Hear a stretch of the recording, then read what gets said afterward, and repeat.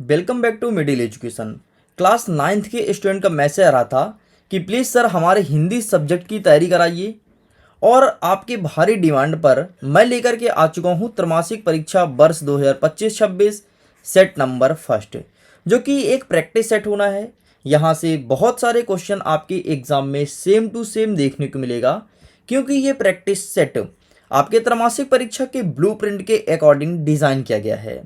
अगर मैं पेपर की बात करूं तो 75 मार्क्स का आपका पेपर रहने वाला है और समय 3 घंटे दिए जाएंगे। आगे बढ़ते हैं तो यहाँ पर नोट लिखा गया है, नीचे निर्देश मेंशन है। निर्देश को ध्यान से पढ़िएगा, आपके एग्जाम में बहुत हेल्प मिलने वाला है। हमारा प्रश्न क्रमांक 1 कह रहा है सही विकल्प चुन करके लिखो। पहला नंबर कहता है इस जल प्रलय में पाठ की विधा है। पाठ की विधा है मतलब इस जल प्रलय में पाठ क्या है। हमारा ऑप्शन कह रहा है नाटक है, रिपोर्ताज है, यहाँ पर थोड़ी मिस्टेक है, रिपोर्ताज, कहानी या फिर एकांकी। तो इस जल प्रलय की जो पाठ है वो क्या है, इसका सही आंसर आपको लगाना है ऑप्शन नंबर बा, रिपोर्ताज इज करेक्ट आंसर। आगे बढ़ते हैं। दूसरा नंबर कह रहा है कि कबीरदास जी की भाषा है, वो किस भाषा का प्रयोग करते थे। तो कबीरदास जी सदुक्कड़ी भाषा का प्रयोग करते थे अपनी रचना में और यही उनकी भाषा है। आगे बढ़ते हैं। तीसरा नंबर, जो व्यक्ति अपनी किस्मत खुद रचता है उसे क्या कहते हैं। तो जो व्यक्ति अपनी किस्मत स्वयं रचता है उसे रचयिता कहते हैं। तो यहाँ पर आपका ऑप्शन नंबर सा हो जाएगा, रचयिता मतलब जो स्वयं रचता है। ठीक है, एंड यहाँ पर ऑप्शन है साहसी, आलसी, मेहनती, इनमें से कोई भी नहीं होगा। सही ऑप्शन ऑप्शन नंबर सा हो जाएगा। चौथा नंबर कहता है रेणु का पूरा नाम है। रेणु का क्या नाम था। तो रेणु का पूरा नाम था फाणकेश्वर नाथ रेणु, अर्थात ऑप्शन नंबर सा इज करेक्ट आंसर। आगे बढ़ते हैं। पांचवा नंबर, कारक के प्रकार हैं। कारक के कितने प्रकार होते हैं ये चीज पूछा गया है। हमारा ऑप्शन नंबर फर्स्ट कहता है 4, 5, 7 या 8। तो इसका सही आंसर लगाना है ऑप्शन नंबर द, मतलब 8 होते हैं कारक। कर्ता ने कर्म को कर्णम से द्वारा, संप्रदान के लिए अपदान से अलग, संबंध काके की गागेरी और अधिकरणम में पर, संबोधनम भुवरे। एंड हमारा छठवां नंबर कह रहा है कि धरती शब्द का विलोम क्या होगा। तो धरती का जो विलोम है वो हो जाएगा आपका आकाश, एंड यहां पर आपको आकाश लिख देना है, आकाश। ठीक, तो इस प्रकार से ये भी होता है कंप्लीट। आगे बढ़ते हैं। दूसरा नंबर क्या है, रिक्त स्थान की पूर्ति कर लिखो। पहला नंबर कहता है अंतरिक्ष यात्री की उम्र डैश डैश डैश वर्ष से अधिक नहीं होनी चाहिए। तो कितने वर्ष से अधिक नहीं होनी चाहिए, यहाँ पर भी थोड़ी त्रुटियां थी। तो इसका सही आंसर आपको लिखना है 30 वर्ष। कोई भी अंतरिक्ष यात्री हो 30 वर्ष से अधिक नहीं होनी चाहिए, ऐसा पाठ में लिखा है।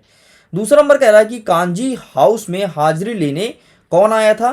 तो हाजिरी लेने आया था चौकीदार, और चौकीदार डेली हाजिरी लेता था कि कितने पशु कांजी हाउस में अवेलेबल है। तीसरा नंबर कह रहा है कि स्वयं की कहानी क्या कहलाती है। अगर कोई व्यक्ति स्वयं के बारे में लिखता है उसे कहते हैं आत्मकथा। तो इसका सही आंसर आपको आत्मकथा हो जाएगा।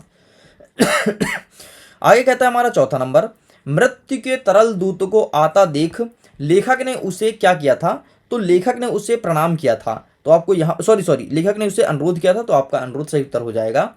पांचवा नंबर कहता है प्रेमी धूलत मैं फिरो डैश डैश डैश मिले न कोई। प्रेमी धूलत मैं फिरो डैश डैश डैश मिले न कोई। तो प्रेमी धूलत मैं फिरा प्रेम में मिला न कोई, ये सही उत्तर हो जाएगा। छठवां नंबर कहता है हम तो पापड़ डैश डैश डैश ही भूल गए। तो यहाँ पर हम तो पापड़ परोसना ही भूल गए। तो इस प्रकार से ये सही उत्तर हो जाएगा। आइए तीसरा नंबर देखते हैं। इसमें कहता है निम्नलिखित कथनों के समक्ष सत्य या असत्य लिखना है। अच्छा, अगर इसके पीडीएफ को डाउनलोड करना है, तो लिंक डिस्क्रिप्शन बॉक्स में दिया गया है। टोटल फ्री में पीडीएफ को डाउनलोड कर पाएंगे। टोटल फ्री में पीडीएफ को डाउनलोड कीजिए, लेकिन उसके पहले यहाँ पर पढ़ लीजिए। पढ़ने के बाद पीडीएफ डाउनलोड कीजिए तो आपको समझ आएगा, और जो कुछ भी और एक्स्ट्रा इन्फॉर्मेशन बतानी रहेगी मैं क्वेश्चन के साथ साथ बताते जाऊंगा। पहला नंबर कहता है अंतरिक्ष वायुयान का मिला जुला रूप है। जो अंतरिक्ष है वो क्या वायुयान का मिला जुला रूप है, ये आपका सत्य हो जाएगा। नेक्स्ट कहता है मूलचंद्र का नाम धनपत राय था, प्रेमचंद्र का नाम क्या धनपत राय था। तो ये आपका सत्य हो जाएगा। इनका पूरा नाम था धनपत राय श्रीवास्तव। ठीक है। नेक्स्ट कहता है तीसरा नंबर, इस जल प्रलय में पाठ के लेखक क्या जगदीश चंद्र माथुर हैं। तो बिल्कुल गलत हो जाएगा। नेक्स्ट कहता है दूसरों को तारांकित करने वाला स्वयं बहादुर नेता होता है, यह आपका गलत हो जाएगा। ठीक है। एंड कबीर एक समाज सुधारक नहीं थे, ये भी गलत हो जाएगा क्योंकि कबीरदास जी समाज सुधारक थे और निर्गुण भक्ति शाखा के कवि थे। एंड छठवां नंबर कहता है दूर के ढोल सुहाने मुहावरे का अर्थ क्या है? मूर्ख व्यक्ति, बिल्कुल गलत है। दूर के ढोल सुहाने का मतलब होता है हमसे दूर जो भी चीज़ है या फिर जो भी चीज़ दूसरों के पास है वो हमें बहुत ही प्रिय और बहुत ही अच्छा लगता है ना। तो इसी कहते हैं दूर के ढोल सुहाने लगते हैं। आइए हम फटाफट सही जोड़ी की मैच करते हैं। एक साइड लिखा है स्तंभ आ, दूसरा लिखा है बा। पहला नंबर कहता है कबीरदास, तो इसका सही आंसर आपका सखिया सावध हो जाएगा। पंडित जसराज को रसराज के नाम से जाना जाता है। दो बैल की आत्मकथा, इसको लिखने वाले मुंशी प्रेमचंद्र जी हैं। सांप तो जहरीला होता है। दुर्लभ मतलब होता है कठिनता से प्राप्त करना और आच्छादित मतलब होता है ढका हुआ। इस प्रकार से भी हमारा कंप्लीट हो गया। आगे हमारा पांचवा नंबर कहता है निम्नलिखित प्रश्नों का उत्तर एक वाक्य में देना है। पहला नंबर कहता है धूरी के बैल की नस्ल थी, यहाँ पर धूरी नहीं है बल्कि झूरी है, तो यहाँ पर आपको लिखना है झूरी। तो झूरी के बैल की नस्ल थी, तो यहाँ पर आपको परछाई लिख देना है। क्या लिखेंगे? परछाई। नेक्स्ट कहता है कबीरदास ने सॉरी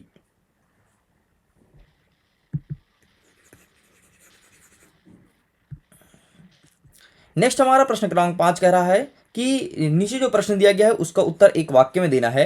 पहला नंबर कहता है कि धूरी, यहाँ पर झूरी है, ठीक है, झूरी के बैल की नस्ल थी, मतलब झूरी के पास जो बैल थे वो किस नस्ल की थी, तो इसका आंसर आपको देना है कमेंट सेक्शन में। देखता हूँ कौन स्टूडेंट सही आंसर देता है। जो भी सही आंसर देगा उसको मैं हार्ट दूंगा ताकि सभी स्टूडेंट को पता चल सके कि इन स्टूडेंट का आंसर 100% सही है, इसलिए सर ने इसे हार्ट दिया है। ओके, आगे हम देखते हैं दूसरा नंबर। कबीरदास जी ने किसका विरोध किया? तो कबीरदास जी ने अंधविश्वास का, आडंबर का, इन सब चीज़ों का विरोध किया था। तो यहाँ पर आडंबर या अंधविश्वास लिख सकते हो। मैं यहाँ पर एक लिख देता हूँ अंधविश्वास का, है ना। तो अंधविश्वास का उन्होंने, और आडंबर मतलब बाहरी दिखावा होता है, इन सब का विरोध किया था। हमारा तीसरा नंबर कहता है इस जल प्रलय में पाठ में बाढ़ को क्या कहा गया है? तो मृत्यु की तरह कहा गया है कि यह एक मृत्यु के दूत है, हाँ, तो मृत्यु का दूत कहा गया है पाठ को। ठीक। नेक्स्ट कहता है कि भारत के अंतरिक्ष केंद्र का नाम क्या है? तो भारत के अंतरिक्ष केंद्र का नाम इसरो है, तो आपको यहाँ पर इसरो लिख देना है। आगे बढ़ते हैं। हेलन केलर के पहले गुरु कौन बनी थी? तो एनी बनी थी। एनी नाम की एक व्यक्ति थी, वो हेलन केलर की पहली गुरु थी। नेक्स्ट कहता है युक्ति भिड़ाना का अर्थ क्या होता है? तो नई योजना बनाना। क्या होता है? नई योजना बनाना। युक्ति भिड़ाना मतलब नई योजना बनाना। तो इस प्रकार से आपका ये होता है कंप्लीट। ओके, दैट्स इट, यहाँ तक कंप्लीट हो चुका है। आगे देखते हैं प्रश्न क्रमांक 6। हम प्रश्न क्रमांक 6 में आगे बढ़ें उसके पहले बता देते हैं ये कुछ इस प्रकार से आंसर मैं तुम्हारे सामने रखूंगा सारे प्रश्न का। टेंशन मत लो, सब प्रश्न का उत्तर तुम्हारे पास आ जाएगा, तो बाकायदे यहीं से आप अच्छे से प्रिपरेशन कीजिएगा। चलो अब हम देख लेते हैं छठवां नंबर। छठवां नंबर कहता है रन फॉर यूनिटी मैराथन दौड़ का उद्देश्य लिखो। एंड अथवा में कहता है मेजबान लोक कथा के आधार पर। तो आइए देख लेते हैं कि इसका सही आंसर क्या हो जाएगा। ये हमारे पास रन फॉर यूनिटी वाला रहा answer, please take a screenshot. And next ये रहा छठवें का अथवा, देखो हमने यहाँ पर लिख भी दिया है। एंड यहाँ से तुम्हें आसानी हो जाएगी आंसर को फाइंड करने में। आगे बढ़ते हैं। सातवां नंबर कहता है विशेषण किसे कहते हैं? उदाहरण देकर के समझाइए। एंड अथवा में कहता है विशेष से किसे कहते हैं? उदाहरण देकर के समझाइए। आइए मैं सबसे पहले विशेषण दिखा देता हूँ। ये रहा तुम्हारे सामने विशेषण, सातवां नंबर। एंड ये रहा एग्जाम्पल, जैसे काला मतलब कुत्ता, यहाँ कुत्ता को काला कहा गया है। ठीक, इस प्रकार से विशेषण रहा। एंड ये रहा सातवें का, एंड ये रहा इसका एग्जाम्पल। आगे बढ़ते हैं। आठवां नंबर कहता है अंतरिक्ष यात्री कौन थे और उनकी उम्र क्या होनी चाहिए? और अथवा में क्या कह रहा है कि कांजी हाउस में कैद पशु की हाजिरी क्यों ली जाती थी, लिखिए। तो आइए मैं दिखा देता हूँ नेक्स्ट आंसर। ये रहा 8वें नंबर का आंसर। ठीक है, अंतरिक्ष यात्री कौन था, पूरा आंसर अवेलेबल है। एंड ये रहा 8वें का अथवा। ठीक, तो इसका भी स्क्रीनशॉट ले लो। जो अंतरिक्ष यात्री थे उनका नाम APJ अब्दुल कलाम था। बाकी यहाँ पर पूरा लिखा गया, तो देख लीजिएगा।